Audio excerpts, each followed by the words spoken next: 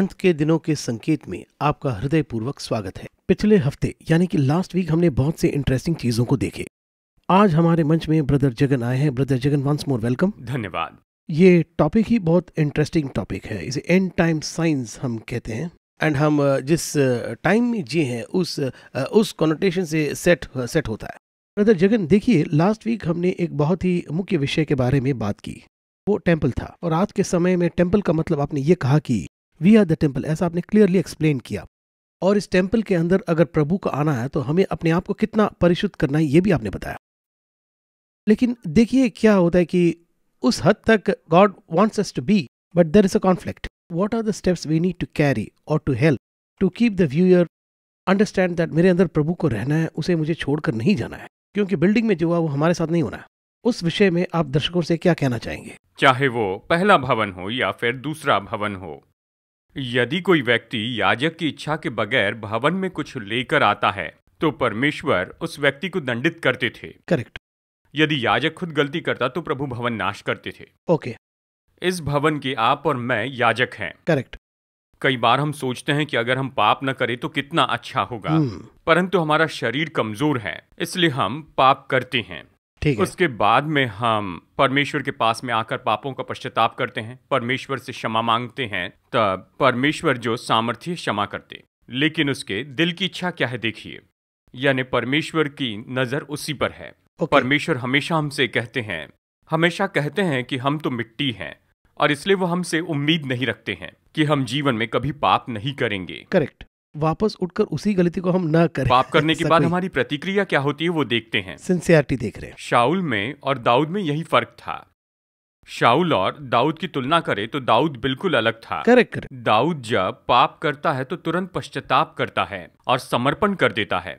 दूसरी तरफ शाऊल अपनी गलती स्वीकार नहीं करता जस्टिफाई कर रहे हैं, बल्कि सफाई देने की कोशिश करता है। करेक्ट। यही फर्क है। हर एक विश्वासी अगर निर्णय ले ले कि मैं पाप नहीं करूंगा तो फिर वो पवित्र जीवन जी सकते हैं। लेकिन आज के विश्वासी तो पवित्र जीवन की एक्टिंग करते हैं, परंतु कोई भी सच्चाई से पवित्र जीवन जीना नहीं चाहता। करेक्ट। ब्रदर जगन, देखिए, एक और एंगल से दूसरा सवाल है, बाद में पूछूंगा। अभी हम मत्ती 24 को लेंगे। फर्स्ट पोर्शन में आपने टेम्पल के बारे में बताया, दूसरे भाग में the science of the and times ऐसा है, उसमें आपने लास्ट टाइम फिग ट्री के बारे में शुरू किया। उस फिग ट्री का सिग्निफिकेंस, क्यों उस फिग ट्री को क्राइस्ट रेफर कर रहे हैं? What is the importance of Jesus himself talking about the fig tree? इसको आप किस नजर से देखते हैं? अंजीर के वृक्ष के बारे में हमने पिछले हफ्ते देखा है। अंजीर का वृक्ष यानी इस्राएल देश भौगोलिक रूप में दिखाया गया। इसराइली लोगों के बारे में बताते हुए दाखलता उपयोग किया। उनकी आत्मिकता को दर्शाने के लिए जैतून का पेड़, जैतून, स्पिरिचुअलिटी इज ऑलिव, जैतून। यहाँ पर जो अंजीर का पेड़ बताया गया है ये इसराइल देश का क्षेत्र बताता है। हम जानते हैं 1948 में इसराइल देश ने अपने क्षेत्र को प्राप्त किया था। करेक्ट। लेकिन उन्हें देश का एक भाग प्राप्त हुआ। इसराइल की कोमल डाली उगती यानी राजा आने वाला है। इसराइल में राजा का अंत तब हुआ जब नबूकदनेस्सर ने प्रवेश किया और सब राजा खत्म हुए। एकोनिया राजा के समय ये सब हुआ। उसके बाद इसराइल का कोई राजा नहीं है। प्रभु यीशु मसीह को इसराइल के आत्मिक राजा के रूप में स्वीकार किया, ऑफिशियल राजा के रूप में घोषित नहीं किया। इसराइली सरकार ने उसे अपने राजा के रूप में घोषित नहीं किया, लेकिन हम प्रभु यीशु मसीह को अपने जीवन का राजा मानते हैं, इसमें कोई संदेह नहीं है। तो देखिए, इसराइल में राजा की नियुक्ति 14 मई 1948 में हुई।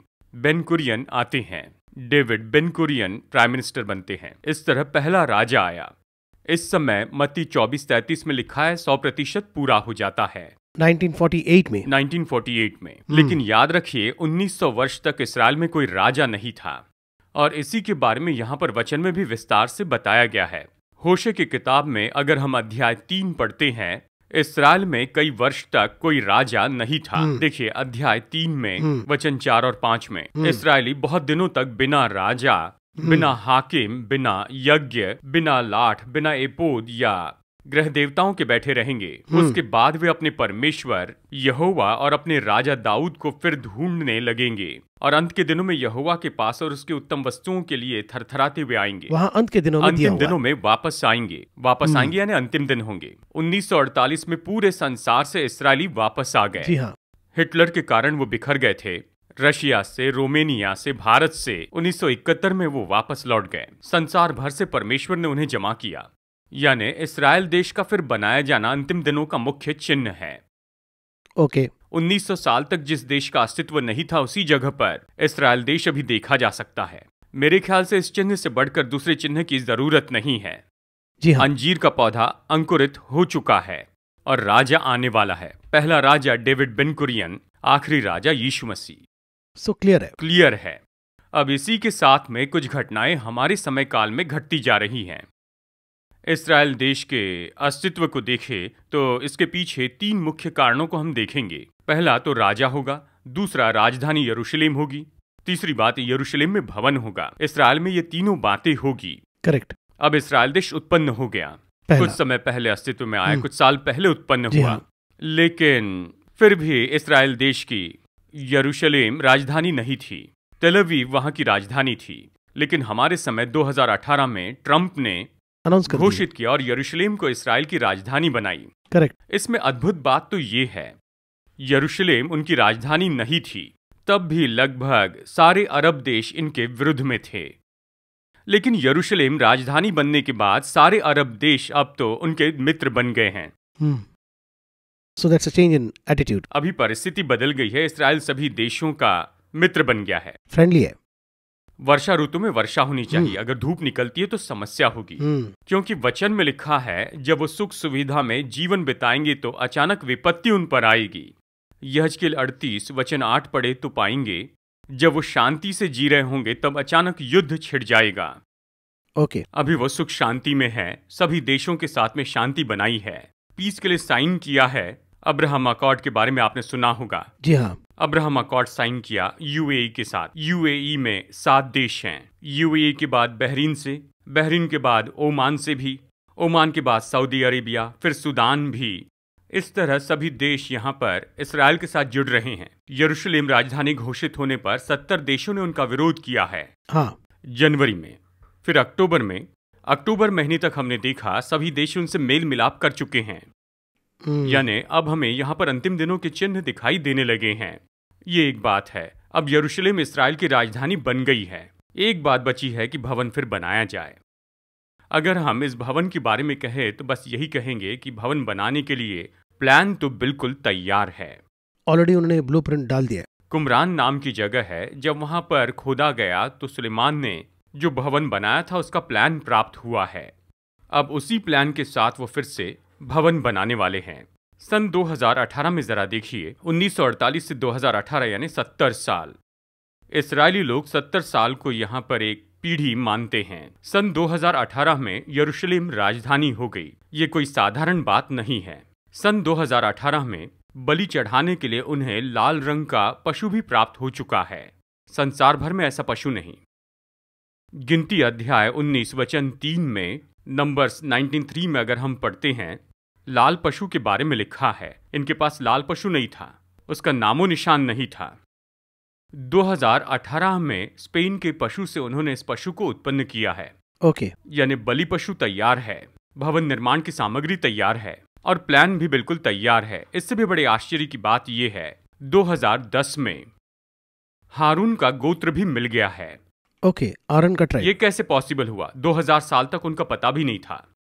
यानी हम सब के बारे में देखिए, हमें दादा की पीढ़ी तक पता है। जी हाँ। दादाजी के दादाजी का नाम पता होगा। 6वीं पीढ़ी के बारे में कुछ पता है? नहीं, पता नहीं। 99% लोगों को पता नहीं। हाँ। क्यों पता नहीं? क्योंकि उसे लिख कर नहीं रखा गया है। हमें हिस्ट्री इतना ही पता है। इस्राएली लोग 2000 साल तक वहां नहीं थे।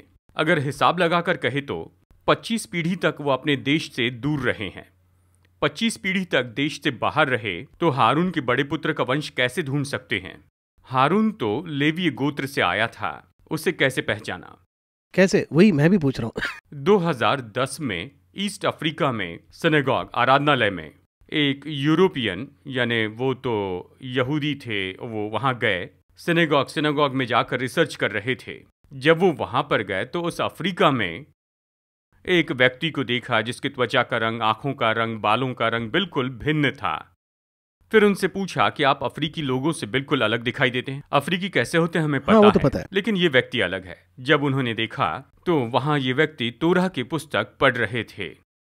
जैसे ओके। यीशु भवन में खड़े होकर पढ़े। जब उस व्यक्ति के घर में जाकर जांच पड़ताल की तो पता चला कि ये हारून के वंश के व्यक्ति हैं, लेवी गोत्र के हैं, हारून के वंश से हैं। अच्छा। उनके घर में ये सारे डॉक्यूमेंट्स थे। आकर अफ्रीका कैसे गए? वो हर जगह बिखर गए थे। ईस्वी सन 70 में ओके। जब सता हुआ, टाइटस सबको सताने लग गए, तितर बितर हो गए। 200 परिवार तो तमिलनाडु में आए। अच्छा। देखिए, हमारे ही देश में खजाना है, लेकिन हमारी आंखें उस पर नहीं पड़ती है। ओके। यदि आप कोचीन में जाएंगे, दुनिया का ओल्डेस्ट सिनेगॉग वहां पर है। जी हाँ। उस सिनेगॉग में सन 70 में आए हुए 200 परिवारों के सबूत हैं। ओके। हमारे पास ही है। और फिर ईस्वी सन 350 में एक जूइश राजा राज्य करता था। ओके। यानी ऐसे ही बिखरे हुए कुछ लोग अफ्रीका में भी पहुंच गए थे। उन बिखरे हुए लोगों में से हारून के गोत्र के एक व्यक्ति को ढूंढ निकाला और अभी उन्हें वहां पर प्रीस्टहुड की ट्रेनिंग दे रहे हैं। और उनकी ट्रेनिंग के बाद में वो भवन में सेवा करने के लिए तैयार होंगे। यहाँ खास बात है, इस्राएली लोग जो हैं वो गोत्र का नाम और उसके मुख्य व्यक्ति का नाम लिखकर रखते हैं। Always they refer that. यही आदत आप केरला के लोगों में देख सकते हैं। अच्छा। बात यही है कि ईस्वी सन 70 में कुछ यहूदी केरला में सेटल हो गए और केरला के लोग उनका अनुकरण करने लगे। तो जब थॉमस आए तब पहले केरला में ही आए? जब थोमा आए तो तमिलनाडु में आए। हाँ, तमिलनाडु आए, आकर तो यहाँ आकर ही वहां जा रहे हैं। उस समय तमिलनाडु और केरला एक थे। ओके। सन 1967 तक तमिलनाडु राज्य उड़ीसा से मलाबार तक था। उसका नाम था मद्रास प्रोविंसी। उससे 5 राज्य बने, उड़ीसा, तमिलनाडु, केरला, आंध्रा, कर्नाटका। ये 5 राज्य थे मद्रास प्रोविंसी। यानी वो तमिलनाडु में आए थे और तमिलनाडु में ही मरे। उस समय ये मद्रास था। मद्रास प्रोविंस। बहुत बातें करनी है ब्रदर जगन, एक शॉर्ट ब्रेक लेते हैं। जैसा कि आप कह रहे हैं sign of the end of times, तो पहले हमने टेम्पल्स के बारे में बातें की। टेम्पल्स में ही इतना इतिहास है, तो इस टेम्पल के सिग्निफिकेंस के बारे में अंडरस्टैंड करना है। और हमने नेक्स्ट देखा फिग ट्री के बारे में देखा, और इससे संबंधित आपने फिग ट्री के बारे में भी बहुत कुछ बताया, इजराइल के फॉर्मेशन के बारे में बताया, एंड टाइम के बारे में बताया। लेकिन जीसस क्राइस्ट इस कॉन्टेक्स्ट पर, मैथ्यू 24 के कॉन्टेक्स्ट पर, उनके डिसाइपल्स थोड़ा सा इग्नोरेंटली या इनोसेंटली कुछ विषय पूछते हैं। वो इग्नोरेंट या इनोसेंट है वो अलग बात है, बट ये सब कब होगा वो उनके साथ ही है। लेकिन ये सब कब होगा डायरेक्टली पूछ रहे हैं। उनके पूछने का कॉन्टेक्स्ट क्या है, या किसने उनको पूछने के लिए कहा? क्राइस्ट क्यों अमुक टाइम पर अमुक चीज को बोलेंगे, ये मेरा सवाल है। हम ये ब्रेक के बाद देखेंगे।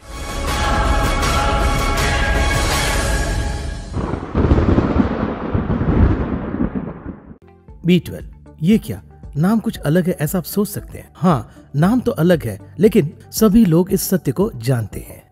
12 बास्केट्स, B12, उस घटना पर ही इस नाम आधारित है। इस B12 में 12 किस्म के नए उपचार को आपके लिए हमने एक साथ पेश किया है।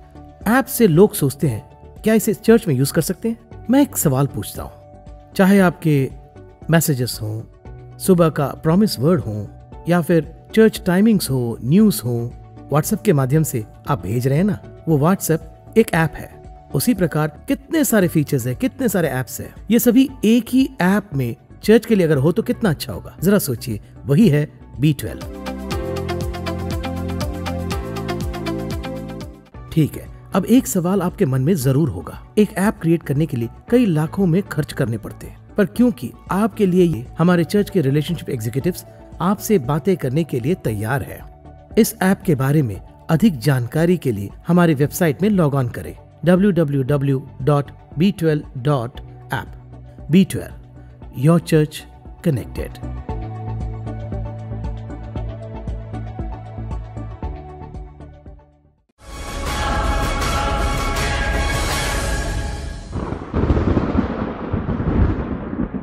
वेलकम बैक टू अंत के दिनों का संकेत। ब्रदर जगन, बहुत से सवाल हम पूछ रहे हैं, आप बहुत ऑथेंटिक रूप से बाइबल से जवाब दे रहे हैं। बहुत से विषय, it's very inspiring and intriguing. Break के पहले मैंने जो सवाल पूछा था, वो जो डिसाइबल्स हैं वो उनके साथ ही हैं। ऐसे पहले कभी नहीं सवाल किया। मैथ्यू चैप्टर 24 में जिस तरह से सवाल किया, कहीं भी सिग्निफिकेंटली दूसरी जगह में पूछते हैं, बट वो अलग सवाल होते हैं। लेकिन यहाँ डायरेक्टली कुछ विषयों को वो क्राइस्ट से दे बहुत इनोसेंटली पूछते हैं, समथिंग डीपली पूछते हैं। इस कॉन्टेक्स्ट को आप कैसे देख रहे हैं? देखिए, यहाँ कुछ प्रश्नों को पवित्र आत्मा ने ही पूछने दिया है। ओके। ओहो। जब वो ऐसे प्रश्न पूछते हैं तो हमें जवाब मिलते हैं। हम तो हमेशा आत्मिक विचारों से भरे नहीं रहते। हम तो शरीर में रहते हैं। शरीर में रहते मतलब हमारे विचार संसार के इन सारी बातों में बिजी होते हैं। लेकिन अचानक हमारे मन में एक आत्मिक प्रश्न उठता है। अब ये प्रश्न कई उत्तरों के लिए मार्ग बनाता है। तो इसी तरह से यहूदी लोग भी अपने प्रतिदिन की दिनचर्या के विषय में चिंतित थे कि क्या खाएंगे, क्या पिएंगे, राइट में कौन बैठेगा, यीशु के दाहिने कौन बैठेगा, बाएं कौन बैठेगा, हम उसे मरने नहीं देंगे। इस प्रकार की बातों से मन भरा था। वो हमारे जैसे ही साधारण मनुष्य थे, पर पवित्र आत्मा ने उनमें एक आत्मिक प्रश्न डाला। उनके ये प्रश्न पूछने के कारण ही मत्ती अध्याय 24, लूका अध्याय 21 हमें पढ़ने को मिलता है। यानी इन प्रश्नों के पीछे पवित्र आत्मा है, क्योंकि सही जवाब प्राप्त हुआ। यदि ये अध्याय नहीं होते तो बाइबल में 20% भविष्यवाणी नहीं होती। उतना विषय है, 20% प्रोफेसी यहाँ है। अच्छा, यीशु मसीह के जीवन से लेकर अनंत जीवन प्राप्त होने तक यहाँ पर सब कुछ बताया गया है। तो ये बहुत मुख्य सवाल बहुत ही है। महत्वपूर्ण है। अच्छा हुआ पूछ लिया। अच्छा हुआ कि उन्होंने ये सवाल जी हाँ, पूछे। सही है। तो यहाँ पर हम तीसरे भवन के बारे में देख रहे हैं। जी हाँ, हाँ। देखिए, तीसरे भवन का अपना महत्व है। यानी पहले भवन और दूसरे भवन से ज्यादा महत्व तीसरे भवन को दिया गया है, क्योंकि तीसरा भवन अंतिम दिन का चिन्ह है। यहाँ पर परमेश्वर हमें कुछ बातें सिखाना चाहते हैं। पहली बात यह है कि इस्राएल के लोगों के विषय वचन 15 में यानी मत्ती 24:15 में कहते हैं, इसलिए जब तुम उस उजाड़ने वाली घृणित वस्तु को जिसकी चर्चा दानियल भविष्यवक्ता के द्वारा हुई थी पवित्र स्थान में खड़ी देखो तो यहूदी पहाड़ों पर भाग जाए। वचन 15 और वचन 16 ये कहता है। इन दो वचनों में आज की परिस्थिति के बारे में बताया है, इन टुडेस टाइम, यानी आज के समय के बारे में बताया। राइट। मैं वचन 16 पढ़ने के बाद में 15 वचन के बारे में बताऊंगा। देखिए वचन 16 में क्या कहता है, तब जो यहूदिया में हो वे पहाड़ पर भाग जाएं। यानी 2-3 हफ्ते पहले इस्राएल में एक बड़ी घटना घटी है। यानी हम देख सकते हैं कि अब्राहम अकॉर्ड साइन करने के पहले हुआ है। यहूदा प्रांत में इस्राएल के लोगों को बचाएंगे ऐसे कहा गया था। यहूदा प्रांत में, यहूदा के प्रांत में एक भी इस्राएली नहीं है, भूमि खाली पड़ी है, पर वहां कोई नहीं है। जब बोला गया कि लोग वहां पर बसेंगे तो सब विरोध करने लग गए थे। यानी वो यर्दन के पास ही है, यर्दन के बहुत ही करीब है। इतने विरोध के बाद भी इस्राएलियों ने कहा हम वहां बसेंगे। इस्राएल ने कहा हम वहां पर जाएंगे ही। हमने भी एक वीडियो डाली थी और कहा इस्राएली लोग वहीं पर बसेंगे, उन्हें कोई रोक नहीं सकता है। इसका कारण क्या है? ये वचन है। यहाँ यीशु ने कहा है कि अंतिम दिनों में यहूदा में जो लोग बसे होंगे वे पहाड़ों पर भाग जाएंगे। इस तरह से यीशु ने कहा था। पहाड़ों पर जाना होगा यानी कहाँ बसना होगा? नीचे होना चाहिए, निचले भाग में होना होगा। यहूदा में बसेंगे तभी वो पहाड़ों पर भागेंगे। जी हाँ। अंतिम दिनों में यहूदा तैयार है, ये अर्थ है। 2000 वर्ष तक यहूदा में कोई नहीं था, अब इस्राएली लोग जा रहे हैं। इन आवर टाइम्स, हमारे समय में अब वहां बसेंगे मतलब पहाड़ों पर जाएंगे। यानी ये महत्वपूर्ण चिन्ह है। वचन 15, जब तुम उजाड़ने वाली घृणित वस्तु को जिसकी चर्चा दानियल ने की थी उसे पवित्र स्थान में खड़ी देखो। पवित्र स्थान में खड़ी देखो यानी महापवित्र स्थान में, भवन में, मोस्ट होली प्लेस। उजाड़ने वाली घृणित वस्तु जब तुम महापवित्र स्थान में देखो। दानियल ने ये कहा था। दानियल ने क्या कहा था? 1131 में उसने कहा, दानियल 11:31 में, ये घृणित वस्तु क्या है अगर हम इसे देखते हैं। यानी एंटिकोस का राजा एपिफेनेस ईस्वी सन पूर्व 168 में ज्यूस नाम के यूनानी देवता जिसे ओलंपियाड देवता कहते हैं, उन्हें वहां पर महापवित्र स्थान में रख दिया। हाँ, रख दिया। उसे वहां पर पवित्र स्थान में रखकर आज्ञा दी कि सब इसी की उपासना करें। इसके बारे में कहाँ लिखा है? तो अपोक्रिफल पुस्तक में, वहां पर आप उसके पहले मेकाबिस नाम की पुस्तक में देख सकते हैं। ये भविष्यवाणी पूरी होने के बारे में कहा। ये तो इतिहास में हम देख सकते हैं। यीशु के आने के पहले ये घटना हो चुकी है। ये घटना हो चुकी है। यीशु के आने के पहले ये घटना हो चुकी थी। भवन को शुद्ध कर दिया गया था। लेकिन यीशु कहते हैं ऐसी घटना फिर से होने वाली है। ये मतलब क्राइस्ट ही बता रहे हैं। खुद यीशु ने कहा। इसलिए भवन का निर्माण अनिवार्य है। जैसे हम देखते हैं कि उस समय ज्यूस देवता को वहां पर रखा गया था, वैसे ये अभी घृणित वस्तु वहां पर रखी जाएगी। इसलिए भवन निर्माण होना अनिवार्य है। भवन निर्माण होगा, ये अंतिम दिनों का चिन्ह है। घृणित वस्तु को देखकर इस्राएली कहां पर जाएंगे? वो पहाड़ों पर भागेंगे। इस घटना के बाद में क्लेश काल शुरू होगा, ये वचन 9 कहता है। टॉक्स कहते हैं। हाँ। क्लेश काल शुरू होने के पहले इससे होना है। हम किसकी राह देख रहे हैं? कि क्लेश काल के पहले कलीसिया ऊपर उठाई जाएगी। अब आप इसके कनेक्शन को समझ रहे हैं? हाँ। यानी भवन निर्माण होगा और उस भवन में वो घृणित वस्तु रखी जाएगी। वो वस्तु वहां खड़ी की जाएगी उसके पहले क्लेशकाल शुरू होगा और क्लेशकाल के पहले प्रभु यीशु आएंगे। हम यहाँ उसी समय में हैं। यानी इतना क्लियरली है, यहाँ सब स्पष्ट पता चल रहा है। भवन निर्माण के लिए पहले से ही टेम्पल इंस्टीट्यूट के नाम को उन्होंने तैयार रखा है। सब तैयार है, बस किसी भी समय ये शुरू हो सकता है। पहला भवन, दूसरा भवन एक ही स्थान पर था, पर अब उस पर कुछ बना नहीं सकते क्योंकि वहां दूसरी आस्था का भवन है। इसलिए किसी भी हाल में वहां पर भवन नहीं बना सकते हैं। इसलिए वो दूसरे स्थान पर भवन तैयार करेंगे। लेकिन कुछ ऐसे रब्बी है जो इसका विरोध कर रहे हैं, पुराना स्थान मांग रहे हैं। एज पर 1967 यानी जून 15 या जून 5 को इस्राएल देश में एक नियम लागू हुआ कि वहां के आराधना के भवन कोई तोड़ नहीं सकता, और इसलिए हम वहां अलग आस्था के भवन को भी देखते हैं। इसलिए तीसरे भवन का निर्माण वहां नहीं हो सकता है। भवन निर्माण के लिए सारी सामग्री और हारून का गोत्र और बलिदान का मेमना सब रेडी ये है। सब तैयार हैं। अगर आप चाहे तो हम इसके बारे में आपको एक वीडियो भी भेज सकते हैं। भवन कैसा होगा ये समझने के लिए एक एनिमेशन वीडियो भी तैयार किया गया है। जी हाँ, मैंने देखा है। यानी सब कुछ तैयार है। अब मैं ये बताऊंगा कि सबसे बड़े आश्चर्य की बात है, दुनिया के सबसे अच्छे आर्किटेक्ट कंपनी को इसका टेंडर दिया है। देखिए, ये ऐसी कंपनी है जिसने इस तरह से कहा कितने घंटे में भवन का काम पूरा होगा, 24 घंटे में कर दिखाएंगे। अच्छा, उनके पास इतनी टेक्नोलॉजी है कि 24 घंटे में भवन निर्माण का काम पूरा कर देंगे। 24 24 आवर्स में। घंटे में भवन बना देंगे कहाँ। यानी पूरा प्लान और सब कुछ बिल्कुल तैयार है। केवल भवन बनाने की जगह की अब आवश्यकता रह गई है। यही बात अंतिम समय से जुड़ी है। हाँ, इस भवन की नींव डालने और उसका निर्माण करने के लिए वो व्यक्ति आएगा, एक अच्छा, ऐसा डिक्टेटर है। आएगा, कहा गया हाँ। है। यही वो घृणित वस्तु महापवित्र स्थान में रखेगा। लेकिन इसके पहले ही प्रभु यीशु मसीह आकर हमें ले जाएंगे। हाँ हाँ, यह अंतिम दिन के चिन्ह है। यानी यहाँ पर सब कुछ बिल्कुल तैयार रेडी है, है। सब अपनी अपनी जगह पर हैं। मैथ्यू जब लिखे हैं, ये मैथ्यू 24 को इस तरह लिखते हैं, क्राइस्ट की बातों को। मार्क इसी एंगल में कुछ डिटेल्स लिख रहे हैं, लूक कुछ डिटेल्स लिख रहे हैं। वहाँ जब लूक और मैथ्यूज आते हैं तो कॉन्टेक्स्ट यही है, लेकिन कौन कौन ये सवाल कर रहा है उसका डिटेल्स मिलता है। एक पर्टिकुलर जगह में क्राइस्ट खुद ही कह रहे हैं, ये एंड टाइम के बारे में बात करते समय, ये तो मुझे भी पता नहीं कि कब है, मेरे पिता को ही पता है, ऐसा कहते हैं। तो मुझे भी पता नहीं, ऐसा क्राइस्ट एक जगह पर एडमिट कर रहे हैं। Not in Matthew, in the other writers. सिर्फ पिता को ही पता, ऐसा कहा उन्होंने। ऐसा उन्होंने क्यों कहा? इतनी क्लियरली बात कर रहे हैं, उन्होंने ऐसा क्यों किया? मत्ती 24:36 में इस तरह से लिखा है, उस दिन और उस घड़ी के बारे में केवल पिता जानता है और कोई नहीं जानता, स्वर्ग का स्वर्गदूत भी नहीं जानता है। लेकिन ऐसा ही मरकुस 13:32 में लिखा है। यहाँ पर ये इस तरह से कहता है, उस दिन और उस घड़ी के बारे में कोई नहीं जानता, न तो स्वर्गदूत ना ही पुत्र, केवल पिता जानता है। पुत्र भी नहीं जानता। करेक्ट, ये वचन कहता है। Correct, correct, correct. वे वैसा क्यों यहाँ कहते हैं? ये क्यों लिखा है, इसे समझने के लिए थोड़ा आत्मिक विचार देखना होगा।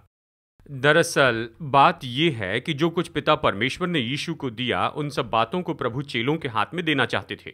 ओके, पिता ने जो कुछ मुझे दिया है, उन सब बातों को मैं तुम पर प्रकट करूंगा, इस तरह से यीशु ने कहा था। करेक्ट, तुमसे कुछ नहीं छिपाऊंगा, और इसलिए सब कुछ उसने प्रकट किया। ठीक यानी है। पिता को जो कुछ चेलों पर प्रकट करना था, वो बातें यीशु पर प्रकट की। राइट, समझ रहे जी हैं? हाँ। यानी एज पर रेवलेशन जो उन्हें बताना था, सब इससे बता दिया। यीशु के आगमन के बारे में यदि चेलों को पता नहीं, मतलब यीशु को पता नहीं। यदि जानकर चेलों को नहीं बताते तो यीशु झूठे होते। अच्छा, so is very very particular. Particular. यीशु शारीरिक रूप में रहते समय दूसरा आगमन नहीं बताया, क्योंकि जरूरत नहीं। उन्हें जितना जानना चाहिए था उतना इससे बताया गया। हाँ हाँ, you need to know what, ऐसा इसलिए कहते हैं। कहा, पिता ने जो मुझ पर प्रकट किया है, मैंने तुमसे कुछ नहीं छिपाया। इसलिए यीशु ने कहा कि पुत्र को पता नहीं है, यानी मुझे भी पता नहीं, लेकिन अब पुत्र स्वर्ग में है।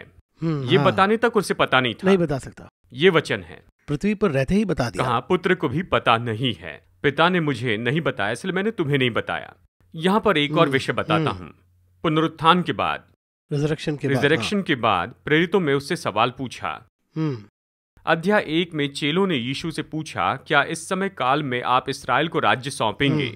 वहां मुझे पता नहीं ऐसे नहीं कहा। जानते उसने क्या कहा? ये तो पिता के अधिकार में है, तुम्हें इसे जानने की आवश्यकता नहीं, इस तरह से यीशु ने कहा। ओके, पिता के अधिकार में तुम्हें जानने की जरूरत नहीं है। करेक्ट। सो उस यानी टाइम इन में दोनों में बड़ा फर्क क्या? है। वहां अलग कहा, यहां अलग कहा। शरीर में रहते हुए कहा मुझे पता नहीं, क्योंकि वो शरीर में थे। क्यों? क्योंकि पिता ने मुझे नहीं बताया। अगर बताते तो मैं तुमसे कह देता। लेकिन जी उठने के बाद क्या कहते हैं? तुम्हें आवश्यकता नहीं है। करेक्ट।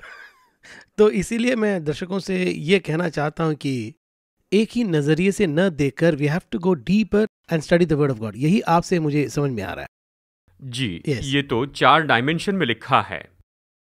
यानी मत्ती यीशु के साथ था, correct. And is a bureaucrat, is a government servant. यानी यीशु के 12 चेलों में से 9 चेलों की लिस्ट में था, 3 चेलों की लिस्ट में नहीं था। करेक्ट। इनर सर्कल में वो है इनर सर्कल में नहीं है। लेकिन यूहन्ना था, जॉन इनर सर्कल में था। लूका और मरकुस तो Disciples ही दोनों नहीं में है। नहीं थे। किसी में नहीं है। लूका और मरकुस ने दूसरों से सुनकर सुसमाचार लिखा। जी हाँ, यहाँ लूका स्पष्ट कहता है, जी हाँ। अध्याय 1 वचन 1 में थियोफिलिस से कहता He है, records. जो मैं दूसरों से सुनता हूं उसे तू लिख ले। उसी तरह मार्क जो है वो is a disciple of Peter, जी है ना? हाँ, वो पतरस का चेला था। तो इन 9 चेलों की कथा अलग है। प्रकाशन 3 लोगों के पास था, जॉन उसे रिवील कर रहा। उसने हाँ, ठीक है, बताया। यानी ये 4 डायमेंशन में है, ये जरूरी है। समझ गया। बहुत इंटरेस्टिंग है ब्रदर जगन। मैंने जो सवाल किया उसका एक अलग एंगल से आपने जवाब दिया है। हम मैथ्यू 24 में लगातार बहुत से बातें कर रहे हैं, बट आज चूंकि टाइम शॉर्ट है, आज हमने जो सीखा है, मेन टेक अवेज जो है आपके मुताबिक क्या है from what you explain in the last 25 minutes? देखिए, अंतिम समय में हमने केवल एक चिन्ह को देखा है, वो है भवन के बारे में। टेम्पल। हमने देखा कि जब भवन निर्माण का काम शुरू होगा, खैर इसराइल के बारे में हमने पूरा विवरण से तो नहीं देखा, हम डिटेल में विवरण नहीं से गए। नहीं देखा, भवन के बारे में हमने चर्चा की है। इस भवन के बारे में अंत में कुछ शब्दों में मैं बताना चाहता हूँ। जरूर। जब तक पत्थर का भवन था, शरीर भवन नहीं था। और जब दूसरा भवन था, तब भी परमेश्वर इस भवन में नहीं थे। ओके, ये भवन बन गया, वो भवन नाश हुआ। ओके, यहां महत्वपूर्ण बात यह है कि जब Okay, तक correct. ये रहेगा तब तक वो नहीं होगा। ओके। चलिए अपोजिट रूप में देखते हैं, वो नहीं है इसका मतलब क्या है? हम नहीं हम रहेंगे। परमेश्वर के भवन हैं। करेक्ट। यानी हमें दर्शकों को यही समझाना है कि परमेश्वर केवल एक ही भवन चाहते हैं। लोग कहते हैं इतने चर्च है, लेकिन मैं फिर से कहूं, नहीं, हम परमेश्वर के निवास स्थान हैं। भवन तो बदलते रहेंगे। आज छोटे भवन में आराधना करते हैं, कल बड़े भवन में आराधना करेंगे, या उससे भी बड़ा भवन होगा। परमेश्वर बिल्डिंग में नहीं है, हम उसके भवन हैं। अब इस भवन का अंतिम समय आ रहा है, इसे समझाने के लिए इतने चिन्ह हमने बताए हैं। इस्राएल ने तीसरा भवन निर्माण करने के लिए यदि सब कुछ तैयार कर लिया है, तो ये शरीर रूपी भवन जाने को तैयार है। ओके, तो यही विचार है। हम आगे बात करेंगे अगली कड़ी में। हम इसी मैथ्यू 24 में और बहुत सारे हिडन ट्रेजर्स है, आगे बात करेंगे हम। अगले हफ्ते मैं और कुछ सवाल करूंगा और कुछ इंटरेस्टिंग विषय के बारे में हम बात करेंगे। फिर मिलेंगे। धन्यवाद, नमस्ते। धन्यवाद।